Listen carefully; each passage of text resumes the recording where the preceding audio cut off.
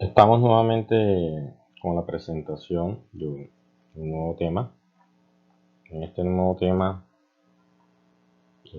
vamos a abarcar lo concerniente a medición de flujo y presión. Dentro de los elementos o los apartes que iremos a mencionar aparece lo que es introducción a la metrología, hablando un poquito de la calibración y la medida de los errores, lo que es introducción a la medida de flujo. Se hablará un poco entonces de lo que es las ondas de velocidad, haciendo énfasis en la que es el tubo de Pitot y las modificaciones que tienen estas hoy, actualmente. Los tipos principales de medidores de flujo, los que nos interesan bajo nuestra perspectiva, que serían los que deprimen la presión. Después al final ya entraremos en lo que es la introducción a la medida de presión, aunque ya hemos hablado de ella durante todo el curso, lo que hace referencia a manómetros y barómetros y a traductores de presión.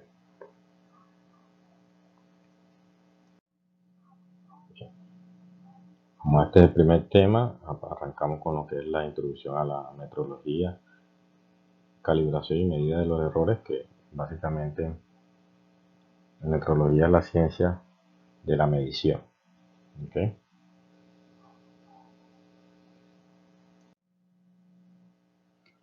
Y tenemos que entender que todo dispositivo de medida, no importa la variable en la que estemos concentrados, tiene un tipo de error.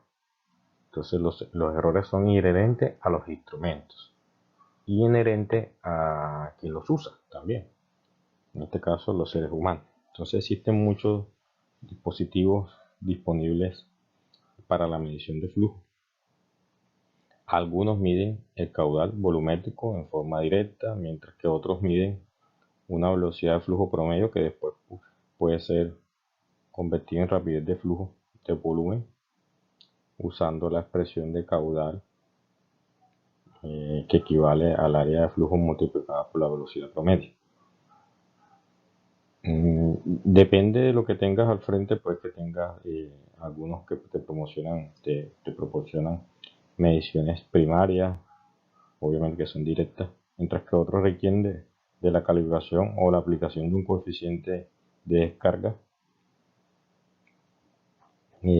para llegar, digamos, a la conversión del dato que queremos. Quiere decir, entonces, tal vez esté midiendo otra variable y no la variable directamente, y que esta variable que se mide se asocie con la que nosotros queremos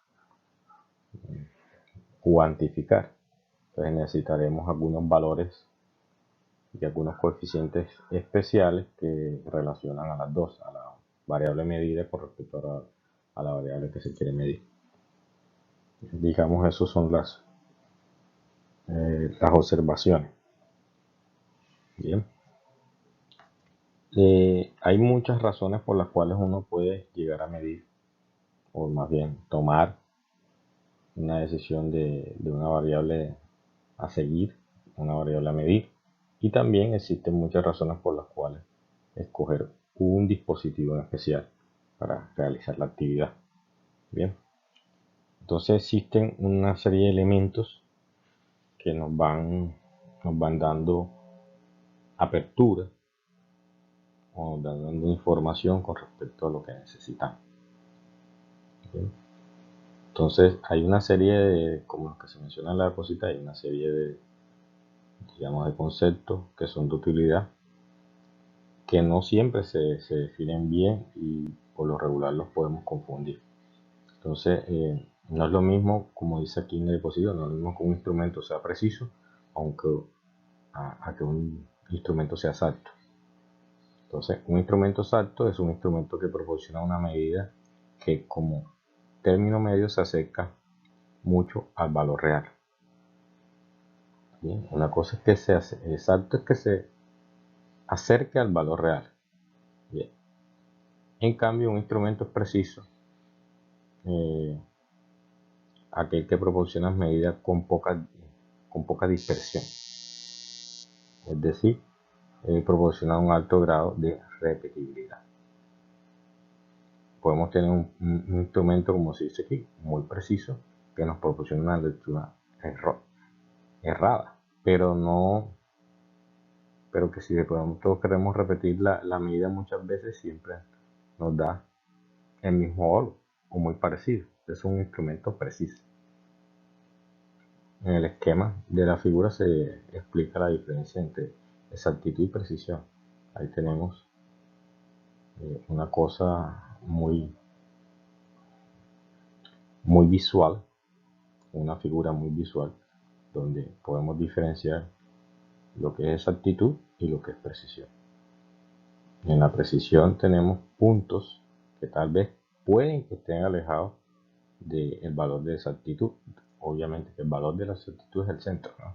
Se debe considerar el centro. Entonces no tenemos inconveniente en ese sentido, que puede que las medidas estén poco dispersas, pero estén alejados de la exactitud. Mientras que en términos de exactitud es que te acerques más al valor real, independientemente que esté disperso. No, los dos conceptos no necesariamente son conjugados. La idea es que se conjuguen. La idea es que las medidas se acerquen al punto real, y tras que se acerquen al punto real, pues no estén dispersas, que estén bastante precisas o lo más cercanas posible. Entonces se puede definir lo que es exactitud, precisión, incertidumbre y error. ¿Ok? Entonces la exactitud, grado de cercanía de la lectura de un instrumento de medida respecto al valor verdadero de la variable de medida. ¿Qué tanto te acercas a esa realidad? La precisión, grado de repetibilidad de las medidas, sería la medida de la dispersión, de medidas sucesivas respecto a la medida promedio de todas ellas, porque pues habría que promediar para tomar, digamos, que tanto te alejas de los datos en promedio. La incertidumbre es el grado de exactitud, seguridad o confianza con que fue hecha la medición.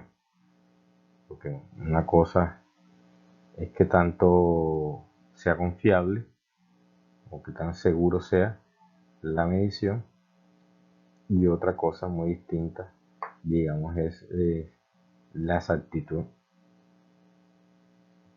como parámetro que se relacione. ¿Bien? El error, pues, como cualquier concepto, como en cualquier lugar de ingeniería, como en cualquier requerimiento de energía, de ingeniería, se relaciona con la diferencia absoluta entre el valor verdadero y el valor medido. Bien. Entonces, cuando medimos una magnitud con un instrumento, lo haremos repetidas veces para poder proporcionar un valor promedio. Entonces, el valor promedio estará definido por los valores, las medidas que tenemos entre el número de medidas, ¿no? Ese sería el valor promedio. Tenemos n medidas individuales, cada una de estas la sumamos y la dividimos entre el número de medidas que se realizó. Bien. Una forma de medir la dispersión es la que aparece ahí, y ese tendría que ser, digamos, el valor con que te alejas o te dispersas por encima o por debajo del promedio, ya que en este caso el R con la barra arriba sería el promedio, y el grado de dispersión, digamos, es el rango en que tú te separas por encima o por debajo.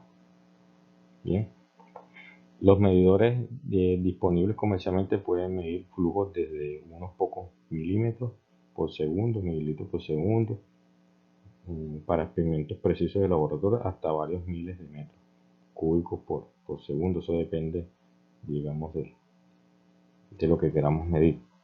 En el caso de agua o en el caso de, digamos, para servicios de riego, alcantarillado, que son ya valores más grandes de consumo o de rangos de caudal.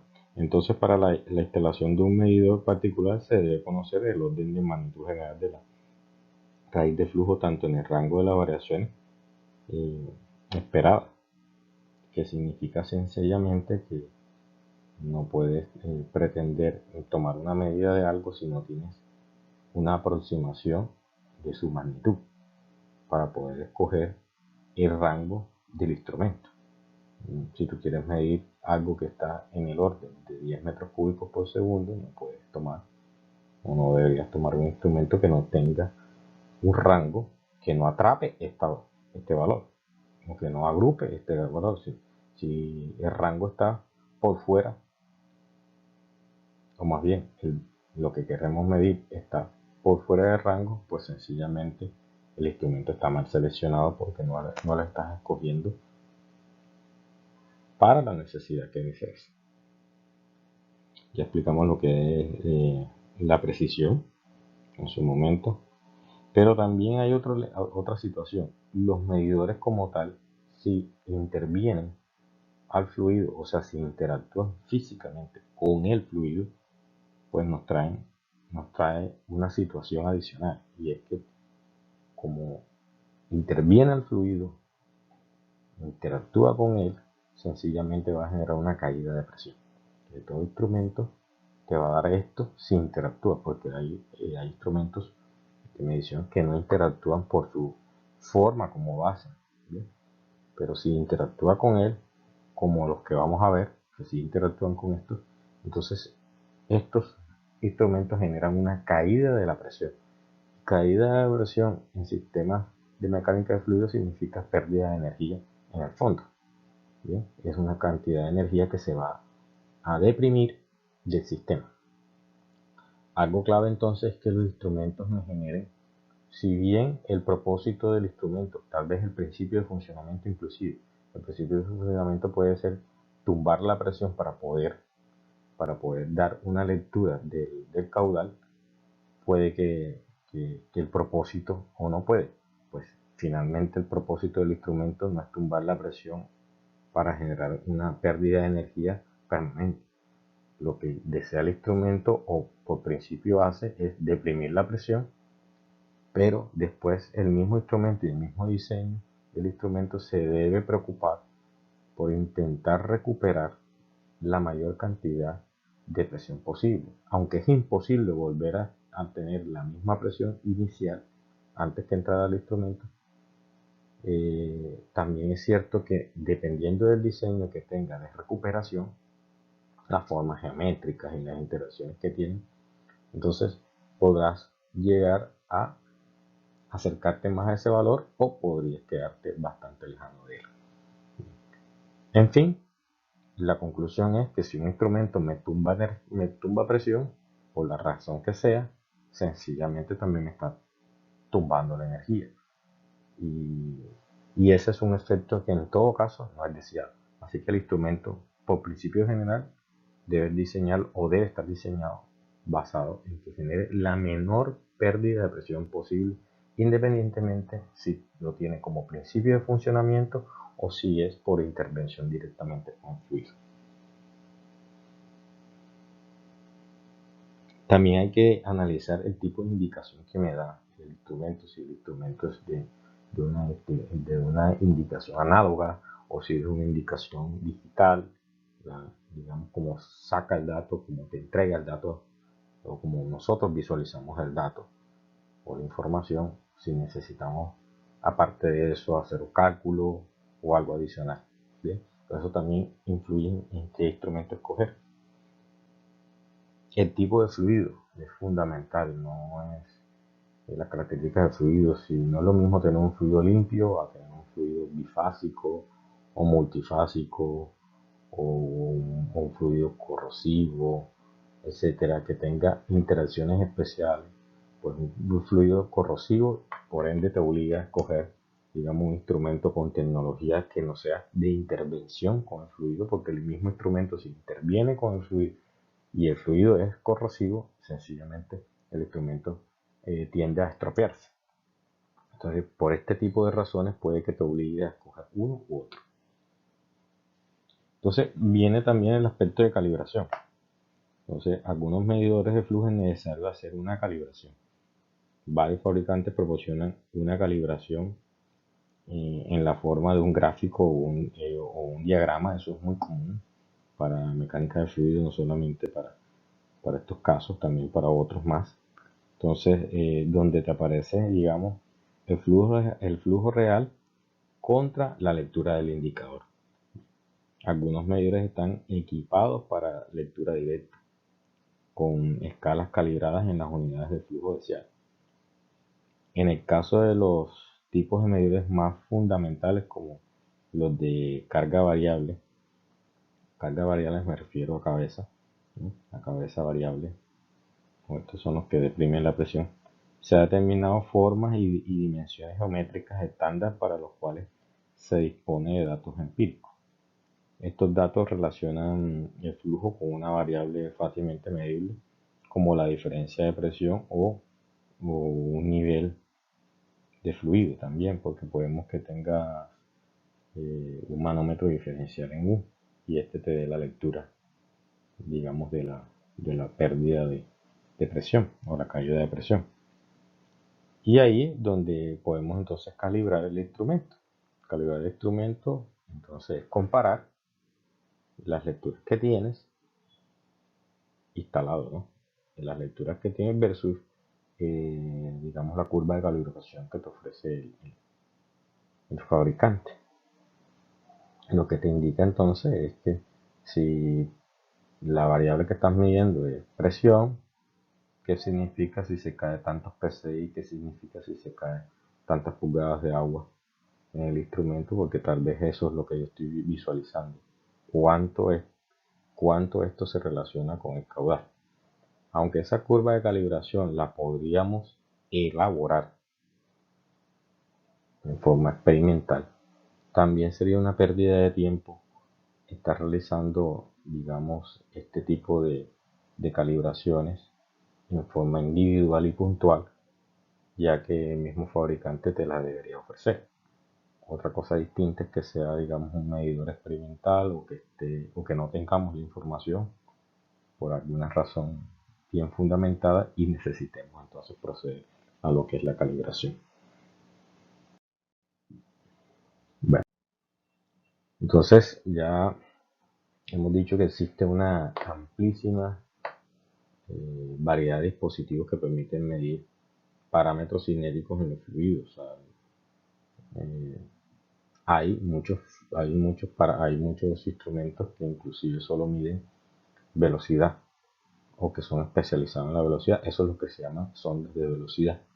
Aunque si tienes la velocidad y el fluido está encapsulado, como por un conducto, entonces tendrías básicamente también el caudal.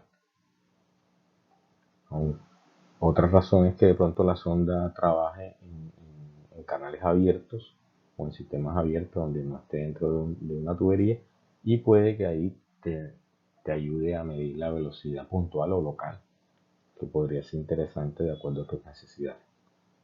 Lo que es ya el caudal volumétrico o caudal másico se da en formas más clásicas.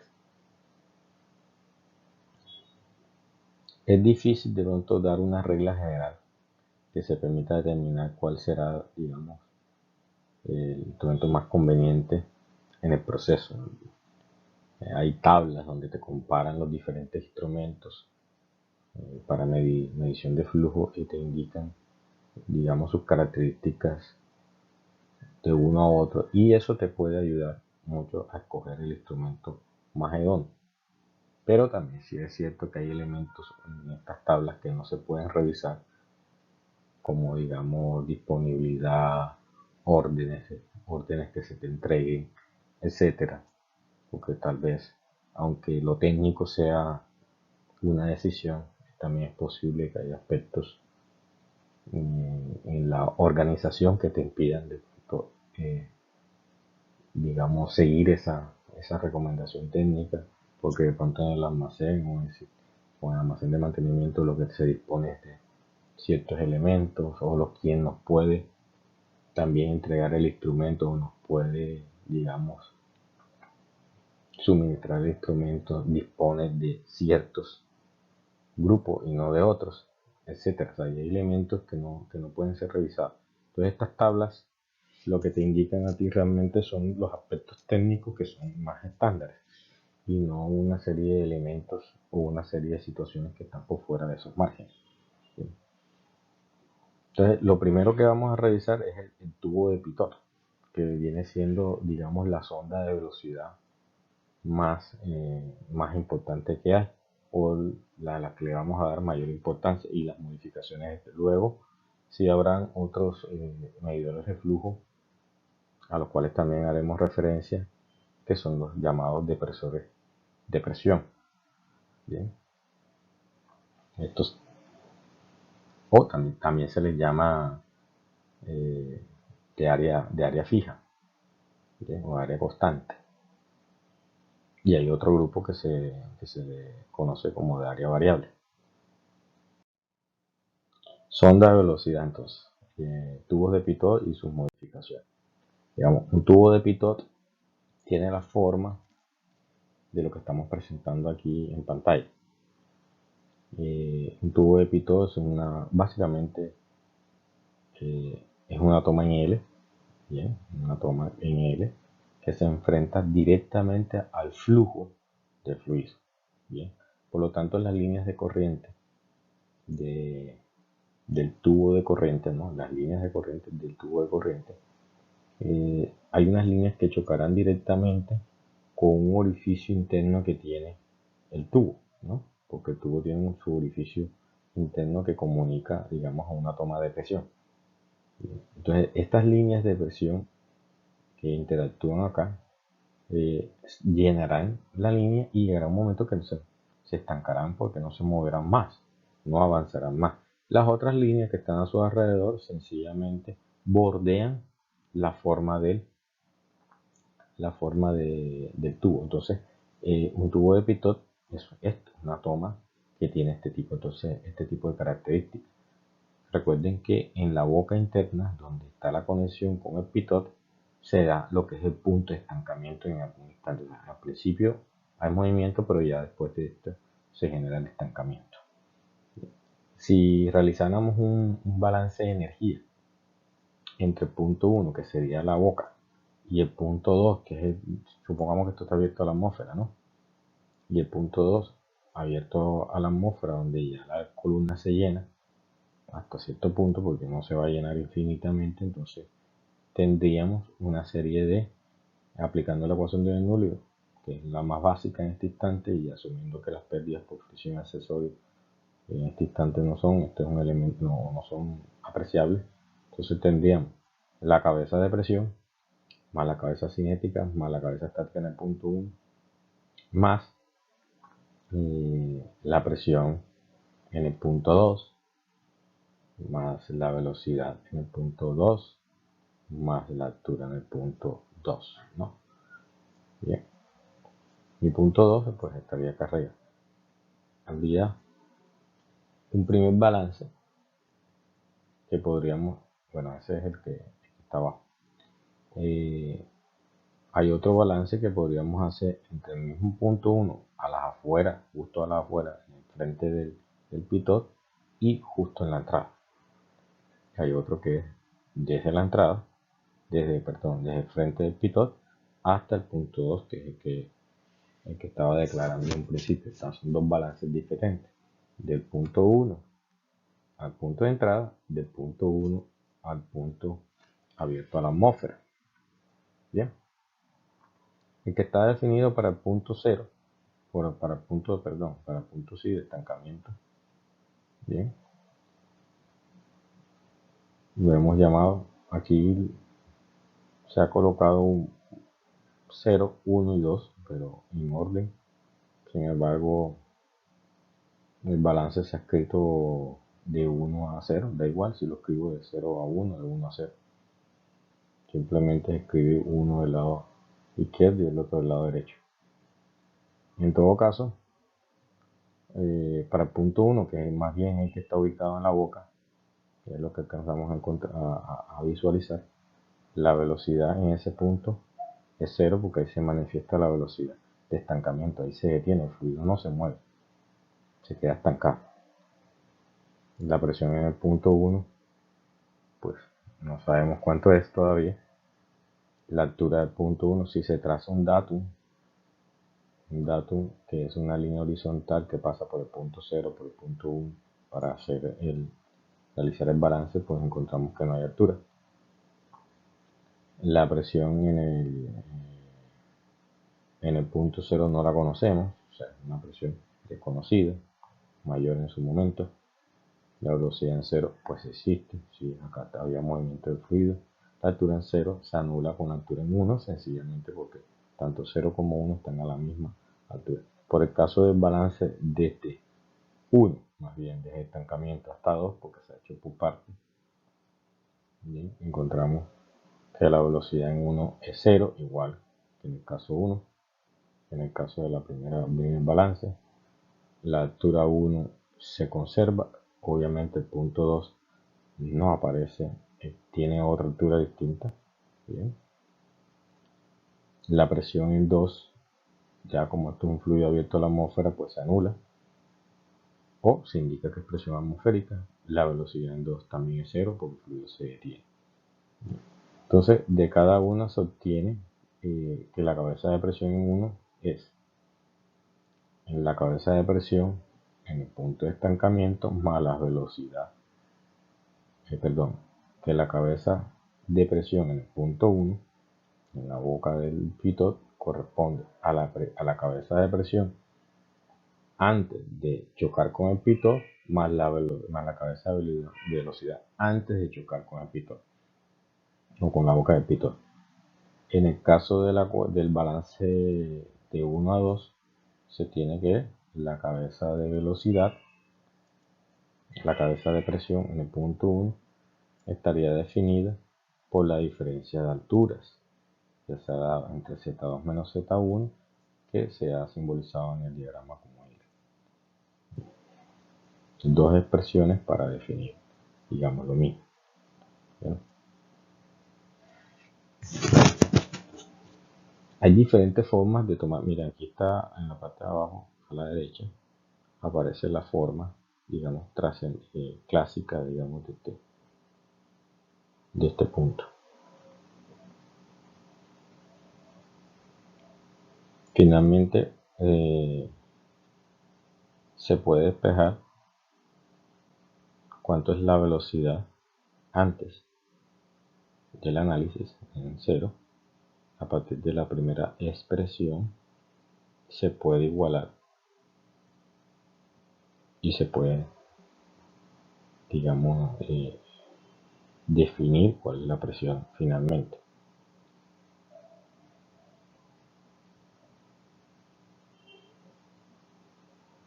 Esto nos dará esta velocidad sub 0 o 0, que es la que hemos reportado, que la hemos rescatado de la primera expresión. Y recordando que, bueno, como P1 es Z2 menos Z1, pues se puede reemplazar como I dentro del radical. A la diferencia de alturas, que es la que va a estar definida, menos la presión inicial, que está en 0, o menos la cabeza de presión inicial en el punto 0. Esa sería la velocidad para el punto 0. ¿Qué es lo que podríamos? O sea, si conocemos la presión estática en el punto 0, podríamos saber cuál es el valor de la velocidad en el conducto. Porque finalmente lo que queremos es saber la velocidad justo antes que toque el pitot. Porque ya sabemos que la velocidad cuando toca el pitot es 0. El tubo de Pran, bueno, es un tubo de pitot modificado. Como se ha visto, entonces el tubo de pitón nos permite medir velocidades, pero necesitamos conocer la presión estática en la tubería. Así, a Pran se le ocurrió la idea de unir en un mismo dispositivo el tubo pitón y un medidor de presión, con lo que tener un único dispositivo todo lo necesario para conocer la velocidad. Es, digamos, una adaptación donde no solamente en el tubo de Pran tienes el dispositivo pito, que es la L que está en el centro, ¿no? Sino que también toma presiones por los bordes, y los bordes no están comunicados directamente con el centro del tubo, sino que los bordes son, digamos, el pitot da conexión a una toma de manómetro, y los bordes, que es lo que estoy señalando, los bordes que tienen orificio, mandan señal o toman presión para otro borde del manómetro. Así que tendrías las dos tomas, tanto la de presión estática, que es la que antes necesitábamos conocer, como la del manómetro, como la del pitot. Y eso, si se conecta a un manómetro diferencial, te da la diferencia de presión directamente entre lo que es la presión estática y la que es presión de estancamiento. La presión de estancamiento es la que va por dentro, por todo el centro del pitot. La que va por los bordes no es presión de estancamiento, que es la presión estática. Entonces, tenemos tubo de pitot y tenemos orificios que permiten determinar la presión estática. Ojo, aquí donde están estas señales, aquí hay unos orificios, por lo tanto cuando vienen las líneas de corriente que no entran al pitot, recuerden que bordean la forma geométrica del resto del instrumento, pero cuando bordean esta forma, encuentran orificios, donde estoy señalando, orificios por los cuales pueden entrar y generar, digamos, la toma. Pero recuerden que esta toma, por estos laterales, ya no está comunicada con el pitot, porque ahí se encuentra fácilmente, eh, fácilmente identificable. ¿Bien? Entonces, en verdad, esto no interesa conocer la presión de estancamiento o la estática, sino solamente la diferencia de ambos. A mí no me interesa conocer el valor del estancamiento ni el valor estático, sino que hay un instrumento que me dé la diferencia entre las dos. Esta diferencia que está entre paréntesis y ahí también tendría, multiplicando la diferencia de cabezas. Si tengo un manómetro diferencial en U, voy a tener la lectura del manómetro, o si tengo otro tipo de instrumento que me dé la medida en presión, pues tendría la presión y tendría que dividir entre el peso específico o la densidad por la gravedad, como quiera, y multiplicarlo por 2 veces la gravedad. Teniendo este valor, sacamos la raíz cuadrada y listo, tenemos la velocidad antes de tocar el pitot. Así como un manómetro diferencial bueno, esto sería el manómetro diferencial que necesitamos. El valor de la diferencia podríamos obtenerlo del valor de la velocidad del fluido. En verdad, la velocidad calculada de forma teórica no coincide exactamente con la real. Se ha de multiplicar por un coeficiente experimental de la velocidad. Se le llama C sub V o CV, el cual puede oscilar alrededor de la unidad. Para la mayoría de tubos de pitot y sus modificaciones, entiendan que hasta ahora no se ha hecho ningún análisis recuerden que se indicó que los dispositivos, si interactúan con el fluido, tumban presión. Entonces, hasta ahora no se ha dicho nada de la fricción ni nada de la intervención del accesorio, ¿cierto? Entonces, como esto no se ha comentado ni se ha incluido en las ecuaciones de balance, pues sencillamente es como no haberlo tenido en cuenta. Y no se tiene en cuenta es por lo complicado que representaría su cuantificación. Eso nos lleva a que la velocidad que estaríamos calculando sería una velocidad teórica, ya que no hemos tenido todos los elementos a la mano. Si eso es una velocidad teórica, entonces se debería corregir con un coeficiente que te relaciona, digamos, la velocidad teórica, o te ha multiplicado, que la velocidad real sería la teórica multiplicada por un coeficiente de corrección C sub V o coeficiente de velocidad. Pero experimentalmente, para los tubos pitot y sus modificaciones, se ha encontrado que C sub V, que muchas veces para otros instrumentos no es así, pero para el tubo de pitot y sus modificaciones sí, tiende a ser 1. Por lo tanto, la mayoría de los casos, la velocidad teórica que calculas para el pitot se considera como la velocidad real. Este se sube, que es que es un parámetro de corrección y que dependerá del número de Reynolds y de factores geométricos seguramente. Para otros dispositivos no tiende a ser 1. Por lo tanto, en esos otros dispositivos sí hay que cuantificarlo y sí hay que utilizarlo para tomar la corrección de la medida.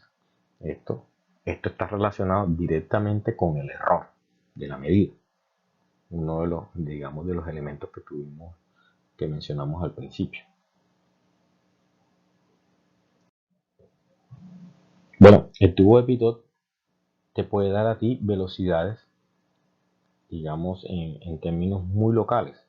Supongamos que si está en la mitad, te da la velocidad a la mitad o al centro de tubería, pero que si tú lo corres a la derecha, lo corres a la izquierda, lo coges hacia arriba, lo corres hacia abajo, te va dando velocidades en diferentes puntos, ya que el tubo de pitot es un medidor de velocidad local, o sea, en un punto o en una línea de corriente.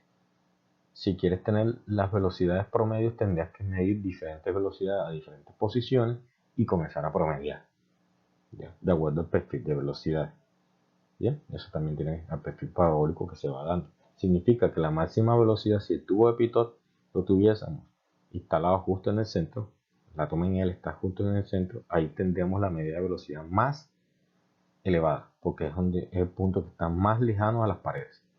Mientras que si yo me acerco a alguna pared, sea a la izquierda, a la derecha, hacia arriba o hacia abajo, en la medida que me voy acercando hacia las paredes en la toma de pitot, entonces la velocidad que debería estar midiendo o calculando va a ser inferior hasta el punto de llegar a ser casi cero en la pared, dándose lo que se conoce como perfil de velocidad parabólico. Aquí están tubos de pitot comercial, algunas muestras y algunos elementos fundamentales.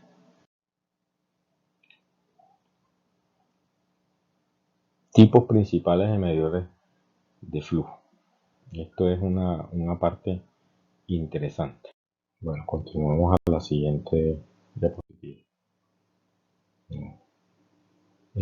Aparece entonces lo que son los medidores de diafragma. Podemos encontrar información más precisa en los medidores de diafragma aquí en la norma ISO 5167-1.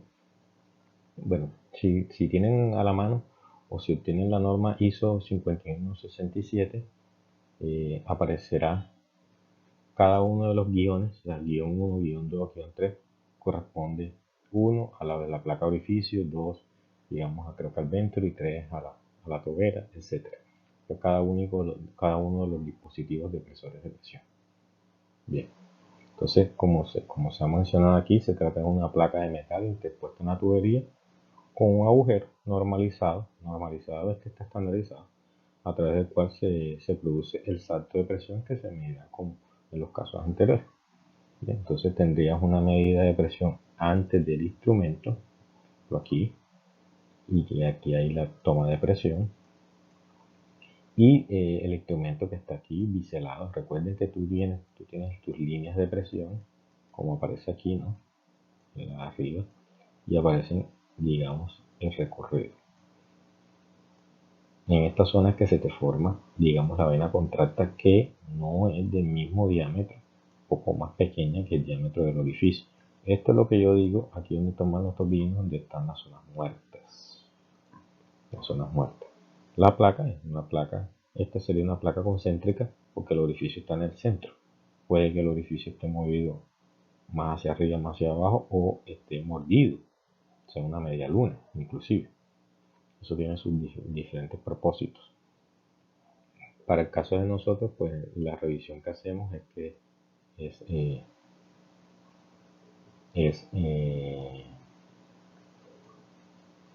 como les dije, es concéntrica. La mayoría de los casos que nosotros revisamos. Si se aplica, digamos, la ecuación de Bernoulli, solo la ecuación de Bernoulli, no la ecuación de energía convencional, porque si aplicamos la ecuación de energía convencional, tendremos que tener en cuenta fricción, accesorios y demás, y no conocemos información de esta. Entonces aplicamos la ecuación entre el punto 1 y el punto 2, tendríamos esta expresión que aparece acá. Bien. Donde si las condiciones son sobre un tubo horizontal, pues la altura 1 y la altura 2 pues, se eliminarían. Y entonces estaría dada que la diferencia de cabezas de presión está gobernada por la diferencia de cabezas de velocidades. Obviamente que la cabeza de presión en 1 es mayor que la cabeza de presión en 2, mientras que la cabeza de velocidad en 2 es mayor que la cabeza de velocidad en 1. Esto aplicado para líquido, entonces se tiene que el caudal que pasa por 1 es igual al caudal que pasa por 2. Esto es la ecuación de conservación de masa o continuidad. Recuerden, continuidad. Esta es la ecuación de continuidad.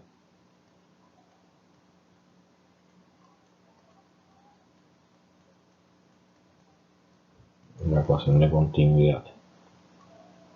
Si nos organizamos un poco mejor y escribimos que si los caudales son los mismos, que el caudal que pasa por 1 es igual al caudal que pasa por 2, y esto se escribe como la velocidad por el área de cada uno, pues podríamos escribir que la velocidad 2 puede estar escrita en función de la velocidad de 1 multiplicada por la diferencia en la relación de áreas. Esto se aplica a la ecuación, a esta que está acá arriba. Bien, se analiza, que es la que estamos revisando aquí, y tendríamos el siguiente factor, ¿no? Se saca el factor común. ¿Cuál es el factor común? Sería la velocidad 1 al cuadrado dividido entre 2 veces la gravedad, ¿no? A sacar este factor común que está aquí ya establecido, nos queda multiplicado por una relación de áreas bien definida para saber lo que es la velocidad en el punto 1. La velocidad entonces en el punto 1, recuerden dónde es la velocidad del punto 1. La velocidad del punto 1 es antes del dispositivo. Bien. Entonces, esta velocidad, que es la que me interesa conocer, ¿no? O puede que esté por interesarme la velocidad después del dispositivo, en el punto 2. Tendríamos la velocidad 1, depende entonces elevado al cuadrado por 2 veces la diferencia de cabeza de presión sobre las relaciones de área A1, A2. A1 corresponde entonces al área del tubo, A2 corresponde básicamente al diámetro en el punto 2, ¿no? Menos 1. Y tendríamos después sacar la raíz cuadrada de esto. Hay un parámetro geométrico que se agrupa, que es el del divisor, que puede tener por aparte de esta manera raíz cuadrada de 1 sobre la diferencia, la relación de área elevado al cuadrado menos 1. Bien, o se puede reescribir, en el caso de la velocidad 1, esta sería la expresión. En el caso de la velocidad 2, esta sería la expresión, dependiendo de lo que tú quieras, lo que se quiera, digamos, de lo que se quiera revisar. Recuerden que podemos pasar de 1 a 2 a través de la ecuación de continuidad. Una vez revisado esto, encontramos entonces que este es el caudal teórico para un tubo, para una placa horizontal, ojo, horizontal. Porque de ahí es donde se ha partido la solución. Si la placa no es horizontal o el instrumento no es horizontal, lo que es Z1 y Z2 desde el principio del balance no se puede eliminar y aparecerían dentro del radical como parte de la suma o la resta a la diferencia de cabezas. Nos aparecería acá que sería Z1 menos Z2. Z1 menos Z2 multiplicado por 2 veces la gravedad. Z1 menos Z2 multiplicado por 2 veces la gravedad. Porque P1 menos P2 divide y divide. Bien. Todo el parámetro que está adelante viene siendo un parámetro geométrico, porque el caudal lo podemos definir como el área 2, que está aquí, área 2, por la velocidad 2. La velocidad 2 la tenemos definida, perfectamente definida. Recuerden que el área 2 es más pequeña que el área 1.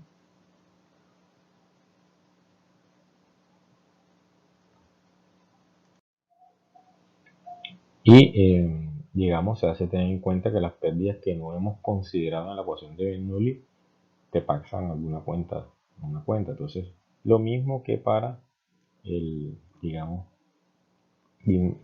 se hace lo mismo que para el caso de tubo de Pitot. Se debe incorporar un coeficiente que corrija la medida, ya que la real sería el caudal teórico multiplicado por C sub V. Bueno, pero recuerden que hay parámetros que no dependen estrictamente de todo esto. Se puede agrupar C sub V relacionada con la relación, asociada con la relación de áreas y la raíz cuadrada, todo esto que estoy colocado en rojo. Y C sub V oscila entre un valor de 9.95 y un valor ligeramente superior a la unidad. Pero como regla general podemos tomar un valor de 0.98. Esto tiende a ser normalmente lo que pasa con C sub V nada más. Entonces, si se define el coeficiente de caudal como Q sub CQ, muchos otros autores le llaman C nada más, C nada más, entonces aparecerá que el Q real será el coeficiente de caudal, o C, por el área 2 multiplicada por la raíz cuadrada. Recuerden que si el dispositivo está inclinado, debería aparecer algo así: C, Q, área 2, raíz, por ejemplo. Bien, sería, vamos a escribir 2G,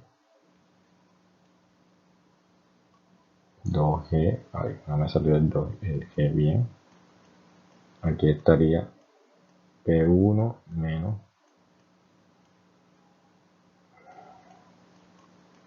P2 sobre densidad, gravedad, recuerda que eso es peso específico, más Z1 menos Z2.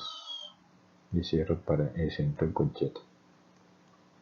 Bien, te daría una ecuación más completa, y esta ecuación más completa te daría la posibilidad de evaluar el dispositivo inclusive cuando la placa está en un tubo teóricamente inclinado, cosa que normalmente pues, la placa se ubica sobre tuberías horizontales.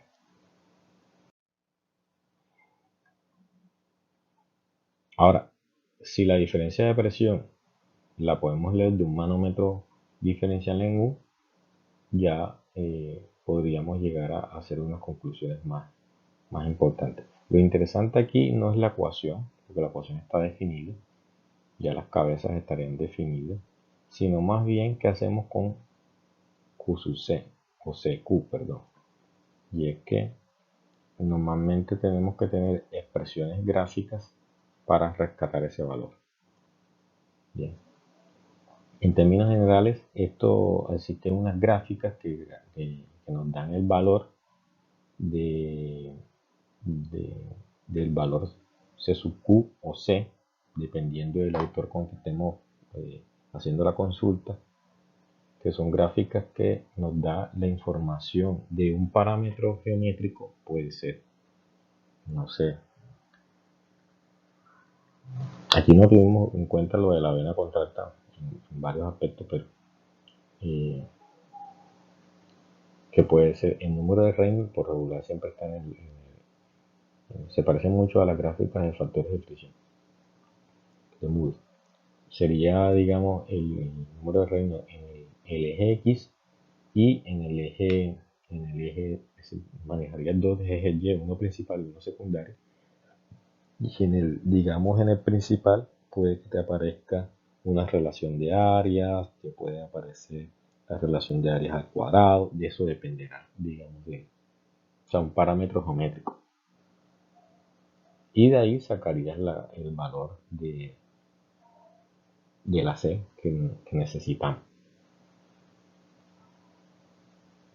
¿Qué podríamos comentar acá? Teniendo en cuenta que en mecánica del fluido, cuando tú relacionas el diámetro 2 con el diámetro 1, teniendo en cuenta que hay un dispositivo donde hay diferentes diámetros, como en el caso de una placa, donde tienes diámetro del tubo y diámetro de la placa. Entonces, si tú relacionas el diámetro de la vaina contrasta, si tú relacionas el diámetro, el menor, sobre el diámetro mayor, a eso se le llama beta, porque de pronto en las gráficas van a aparecer, digamos, también el parámetro beta. Entonces es importante conocer que cuando aparezca beta es que están relacionando los diámetros. Y esto que tiene que ver, aunque aquí vimos solo las áreas, porque las áreas, recuerden que son pi por diámetro al cuadrado sobre 4. Entonces relacionar las áreas, pi y diámetros, perdón, pi y el 4 se eliminan, y relacionar las áreas, dos áreas de sección circular, significa lo mismo que relacionar los diámetros, cada uno elevado al cuadrado. Y si ya definí que la relación de diámetros lineal es beta, entonces eso daría que una relación de área sería igual a beta al cuadrado. Básicamente es eso. Otro tipo de dispositivos son las toberas. Las toberas son dispositivos que bien aplican sobre las tuberías, también generan digamos, una reducción de área, pero no lo hacen tan agresivamente. ¿Bien? Lo hacen de forma más gradual y van orientando, digamos, la reducción de una manera que ayuda a la recuperación con más facilidad. Ahí tendríamos entonces evidentemente una zona de alta presión antes del dispositivo, una zona 1, y una zona de baja presión justo donde está la boquilla, porque las toberas lo que tienen es boquillas, no orificios. Los diafragmas tienen orificios, las boquillas, las toberas se les dice que tienen boquillas y que esa boquilla tiene un diámetro, ¿no? Bien. Son ecuaciones muy parecidas, se obtienen de la misma forma, aplica, digamos, la ecuación general, y también aplica lo de que si está el tubo horizontal o está inclinado. También estaría lo de que la ecuación podría ser un poco más amplia, incluyendo Z1 y Z2, dependiendo si tienes esta información. Igual que para digamos que para la placa, se tiene un coeficiente que debe corregir a la medida teórica. Solo que, digamos, sus gráficas no son las mismas que la de la placa. O sea, las gráficas de coeficientes de corrección, llámelo como lo llame el autor, de coeficiente de corrección para placa son uno, para toberas son otras y para Venturi son otras, aunque apliques, digamos, la misma ecuación general. También dependerá del fabricante si utilizas una o una modificación de esta. El tubo Venturi ya es un tubo que necesita más espacio de instalación y demás. No está, tiene, digamos, el concepto de lo de la tobera. Bien, aquí están lo de las gráficas, como es la caída de presión a lo largo del recorrido. Pero mira que él reduce el área de paso, y después la zona de recuperación es más amplia que la zona de, digamos, la zona de estrangulamiento, generando una zona baja de baja presión que, digamos, llega a ser cuando el diámetro es lo más pequeño posible dentro de la reducción que se ha hecho. No se trata de que esta reducción es abrupta, tampoco sobrepasa ello, pero en la medida que vas reduciendo también vas recuperando. También tiene una zona de alta presión que es justo antes que tengas, digamos, la reducción, y la zona de, digamos, de la boca o el ojo del Venturi.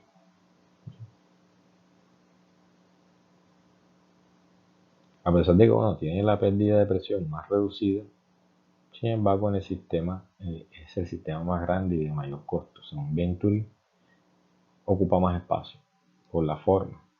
La tobera hacía la acción de la reducción dentro de la tubería y es más compacto. En cambio, el Venturi no, el Venturi es un tubo, como tal, un pedazo de tubo que hay que incluirlo. Necesita un espacio de instalación. No son metros ni metros, pero necesita un espacio más amplio, sus centímetros, para poder instalarse de acuerdo al tamaño también, ¿verdad? Y al diámetro que estemos hablando. Y la regulación de la presión pues, viene siendo de que en la medida que reduces el paso, pues sencillamente, ¿qué pasa? Aquí, mira, aquí tienes unos tubos piezométricos abiertos a la atmósfera y mientras que este tubo piezométrico está lleno hasta tope, de pronto el tubo piezométrico que está conectado en la boquilla, en la boca del Venturi, en el ojo del Venturi se llena mucho menos en posición horizontal, indicándote que ahí hay menos presión que antes de esta y que la presión viene cayendo, viene andando, viene cayendo y después se comienza a recuperar, pero mira, tú nunca vuelves, tú tienes la presión en este nivel, lo que te están indicando es que la presión viene, cae y comienza a recuperar, pero jamás vuelve a recuperarse, o sea, aquí hay una diferencia, ¿verdad? Entre la presión que manejabas y la presión que recuperas, es básicamente eso. El tubo Venturi es poco sensible al tipo de flujo aguas arriba. Eso es importante. Los valores típicos de los coeficientes. Digamos que una tabla que compara los valores típicos de los coeficientes de toberas, diafragma.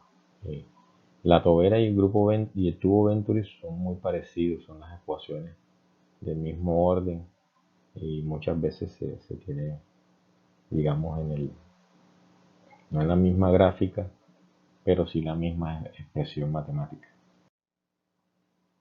Hay comparativas como esta de desempeño, para lo que decía yo al principio, que te indican cuándo uno es más conveniente que otro. Mira, aquí aparece lo que es radio beta, ya, la relación beta, que era lo que le decía. Cuando le aparezca beta, tienen que entender que beta es la relación de diámetro entre el menor sobre el mayor.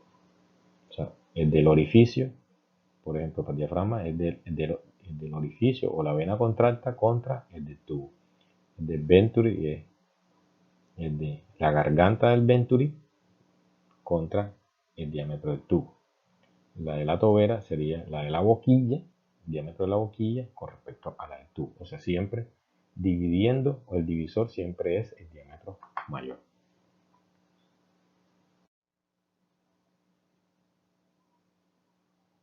Aquí hay disposición estándar diafragma de posición de las tomas de presión normalizada, cómo se toman las presiones, a qué distancias, que la toma de presión.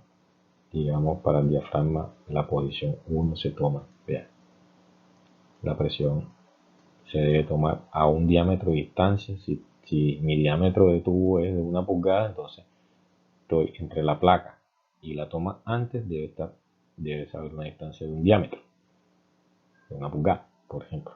Y en el caso de posterior a ella, debo tomarla donde se forma la vena contacta, se debe tomar a medio diámetro. Eso es el estándar de instalación. Y todos estos estándares están en lo que es la norma ISO que les comenté, la 5167.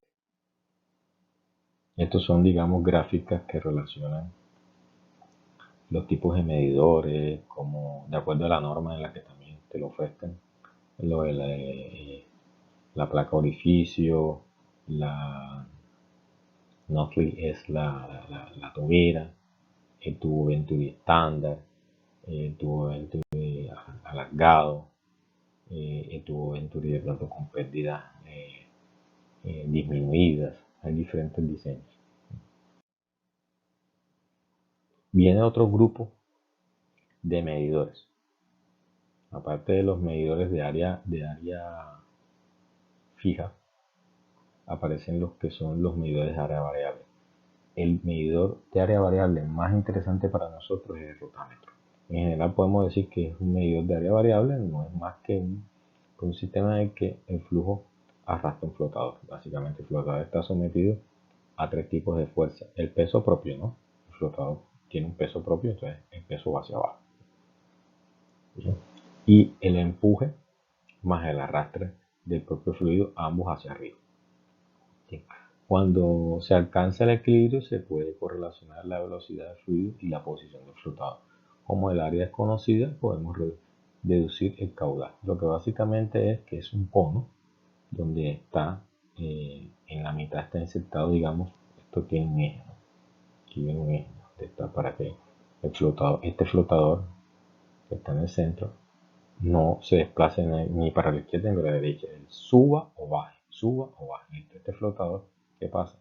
Que el fluido ataca por la parte inferior y encuentra que el flotador lo está obstaculizando, miren que tiene como una tapa, y él levanta y el fluido comienza a pasar por los lados, ¿bien? Hasta que da un equilibrio, o sea, él queda flotando y debe estar calibrado, debe estar con una tabla de calibración. ¿Bien? ¿Para qué? Para que la lectura, cuando está el flotador, la tapa de la cabeza del flotador, pues te indique más o menos una altura. Dentro de esa altura, como esto está calibrado ya en unidades de caudal, te indicará tantos litros por minuto.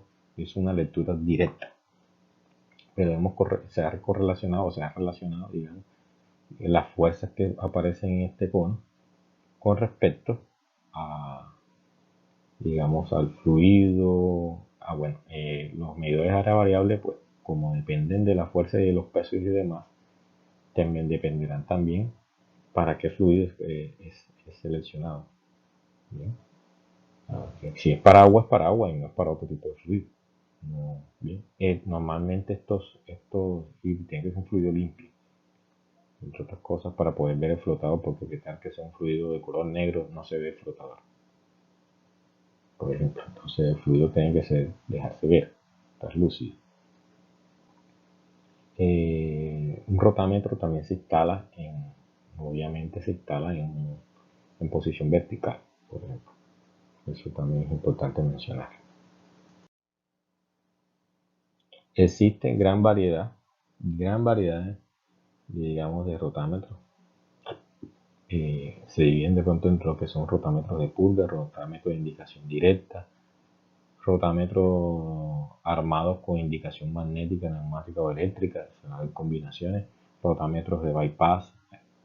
Su aplicación es importante en tuberías de menos de 100 milímetros de diámetro. Entonces, para tuberías por debajo de 100 milímetros, porque cuando ya la tubería pasa los 100 milímetros, pues se complica mucho, digamos, montar un rotámetro.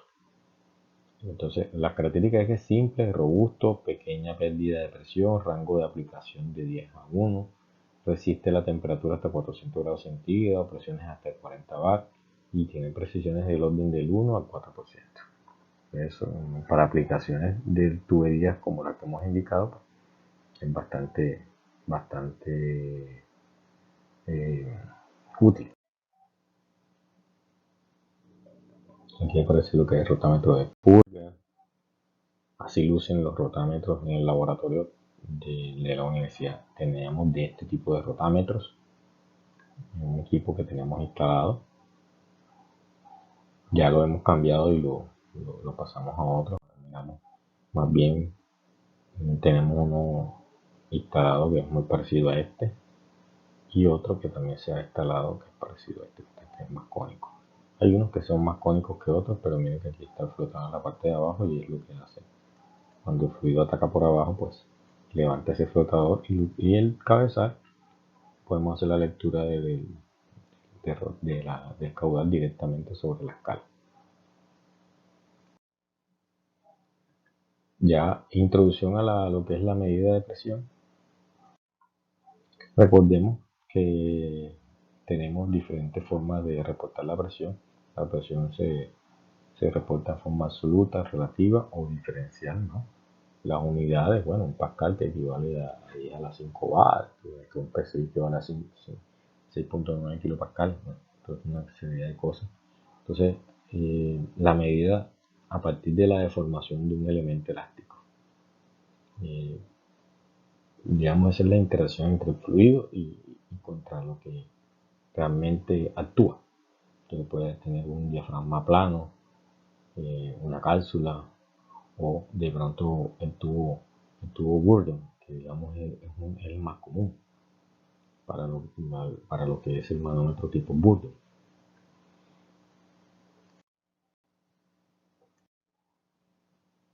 Entonces, industrialmente tan solo se utilizan los manómetros, ¿no? En la industria lo que se utilizan son básicamente manómetros. No se utiliza otro tipo de medidor. Los más utilizados son los de Burden, como les decía. ¿Por qué? Porque son económicos. Te pueden manejar presiones altas, te pueden manejar presiones bajas. ¿De qué depende eso de presiones altas o bajas? Del rango del que se escoja, porque puede haber rango de 0 a 150 psi, puede haber rango inclusive, por ejemplo, pero puede haber otro donde tú le intereses de 0 a 20 psi, que son más bajos, y así sucesivamente, depende del rango, donde ya entonces dices, o si el rango que necesitas es amplio, un barrido amplio o un barrido corto, ya eso dependerá de las necesidades. Traductores de presión, bueno, traductores de presión, bueno, hay traductores de presión capacitivos, y en el laboratorio se cuentan con traductores de presión por ejemplo, en el equipo de pérdidas por fricción, aparece, digamos, este tipo de traductores. Los traductores capacitivos tienen amplio rango de medida, bien, alta precisión, eso sí. El que tenemos en el laboratorio es muy parecido al que aparece aquí. Alta resistencia, o sea, temperatura, vibración, etc. El asunto es que un traductor tiene su precio elevado. O sea, ya dependerá de la operación si necesitas un traductor de presión o si te puedes ir por otros medidores de presión o con otros dispositivos que sean de medida análoga. ¿Sí? Porque esto también necesitará reportar la lectura contra un display que te dé la información, que te traduzca la presión. En el laboratorio tenemos uno contra un display que te da la lectura en pulgadas de agua. Esta es como la forma de los traductores piezo resistivos. Otro tipo de traductor. Y bueno, estos son los que son las piezas que tenemos nosotros. O digamos las características que tienen este tipo de traductor. Son los más utilizados, el 80% en cada. El silicio es el material piezo resistivo más utilizado por su alta elasticidad y coeficiente piezo resistivo. Necesitan corrección de la medida por temperatura, no necesidad de eso. Un amplio rango de medida, desde 1000 pascales hasta 100 millones de pascales. Alta precisión, 0.1%, 0.1% de lo real, 5 de respecto a lo real. Y el precio reducido, y eso es una ventaja. Bien. Entonces eso tiene diferentes matices. Bien, hasta aquí es la presentación a introducción de medición de flujo y presión. Agradezco mucho su atención.